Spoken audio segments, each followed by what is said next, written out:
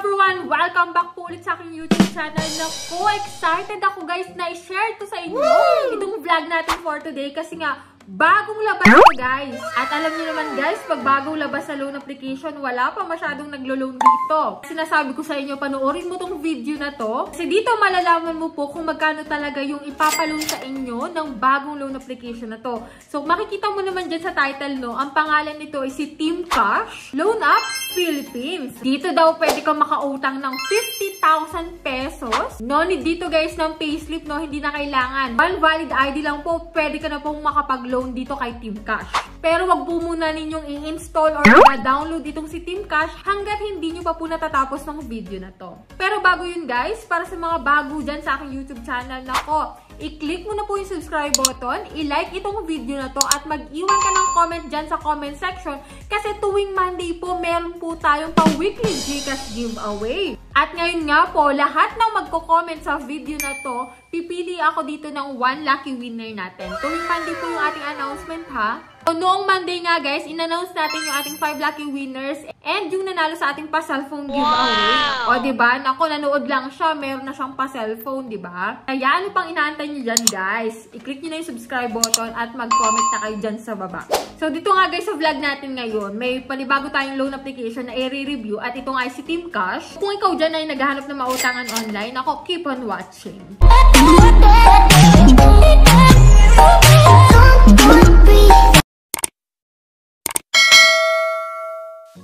Guys, before tayo mag-start ng pag-review natin dito kay Team Cash, disclaimer muna, so hindi tayo agent or promoter nito. Sa katunayan nga guys, ngayon pa lang natin siya i-install at ipapakita ko dito guys kung paano yung proseso ng pag-utang, ano yung mga ID na pwede dito guys, at kung magkano ba talaga yung pwedeng ipaloan nila sa atin. Kasi dito, 50,000 pesos daw, pero pag first time ka, hindi po ganun kalaki agad yung ipapaloan sa'yo. Dito nga guys, i-install na natin siya. Ayan, si Team Cash guys is under ng Fast Cash Loan and Lending App. Anyway, hindi naman mahalaga yun guys. So, meron siyang 17 ratings and as of nung in-install ko siya, 3.3 stars pa lang siya. So, dito nga guys, sa bungad, no, 30,000 pesos yung maximum loan amount. And click natin yung apply.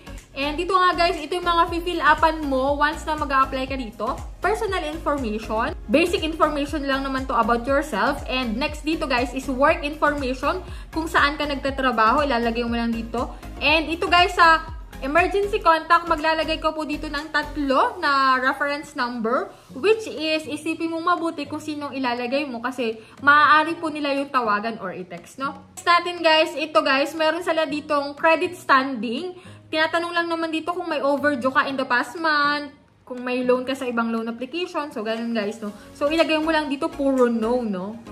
And ito guys, sa ID information, ito po yung mga ID na pwede dito. Kung meron kang isa sa mga babanggitin ko, pwede kang makapag-apply dito, no? UMID, National ID, SSS, TIN, Passport, Driving License, Postal ID, Voter ID, and Health Card. Pili ka lang po dyan ng isa and then pipicturean mo yung ID mo, no? And after nun, facial recognition lang naman.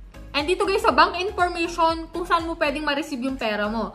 So, dito may pamimilian sila kung sa e-wallet or bank. Dito man sa e-wallet, pwede sa Gcash, Paymaya, GrabPay, and OmniPay. And dito nga tayo sa last part, which is yung kanina, 32,000 nung nag-apply tayo before tayo mag-fill up, no? And after ko mag-fill up, 10,000 na lang po yung pwedeng ipaloan nila na maximum loan amount, no? And click natin yung apply now para makita natin yung details kung magkano yung ma-receive natin doon sa 10,000 at kung 10,000 ba talaga. Ito guys, dito sa loan details natin, loan term po nila is 90 days daw. Hindi ako naniniwala na 90 days do. Pero karaniwan, 7 days lang yan. Kaya asahan mo na 7 days to. And amount to receive daw dun sa 10,000 is 9,900. So, ibinawas lang po dito yung service fee na 100 pesos daw. Pero may nakalagay dito guys na interest na 810 pesos. Hindi ko alam kung ibabawas ito dun sa 9,900 or idadagdag na lang dun sa repayment amount ko. So, wala naman dito nakalagay, no? And dito nga guys, yung dito pa application ko is ngayong January 17, 2024. So, ang due date ko daw guys is sa April 16, 2024. Kasi nga 90 days to. Pero, check 7 days lang to guys. And, i-click ko yung submit. And then, tignan natin kung ano pa yung other information dito, no? So, yan, wala na.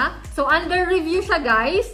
And under review, nawala yung kanyang interest, naging 0 siya, no? 100 pesos lang talaga yung nakalagay.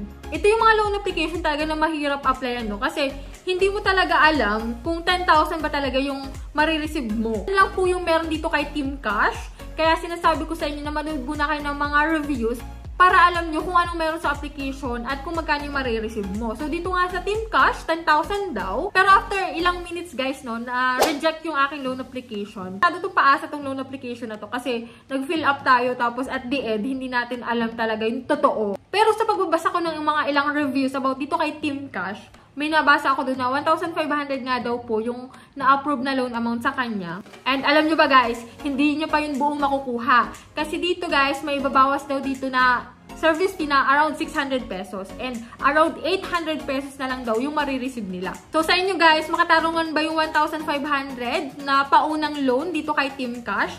Nako, let me know your opinion about dito kay Team Cash dun sa 1,500 nila na paunang loan dito. So, yan lang guys yung vlog natin for today. Nagkaroon kayo ng konting idea about dito kay Team Cash. And kayo na lang mag-decide kung maglo-loan pa rin ba kayo dito or hindi. Guys, sa mga hindi pa po dyan nakasubscribe sa aking YouTube channel, naku, i-click mo na po yung subscribe button at i-on mo na po yung notification bell para updated ka sa mga bagong naglalabasan na utangan ngayon, no? And para updated ka na rin po sa ating pa-live and pa-Gcash giveaway. So, bye-bye muna for now, guys. See you on my next vlog.